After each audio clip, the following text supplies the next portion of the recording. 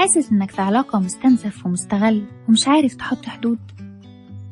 رؤيتك ضبابية وخايف تكون مزودها؟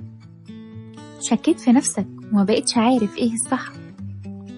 تعال نشوف سوا إيه اللي يخليك تعرف إنك فعلا في علاقة استغلالية.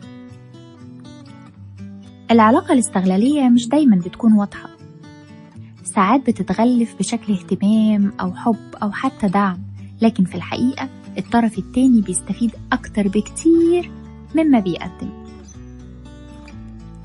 أول علامة، مفيش توازن في الأخذ والعطاء، تحس إنك دايما بتدي أكتر ما بتاخد وبتحاول تحافظ على العلاقة، لكن الطرف التاني بياخد ويمشي كأن ده العادي وحق مكتسب.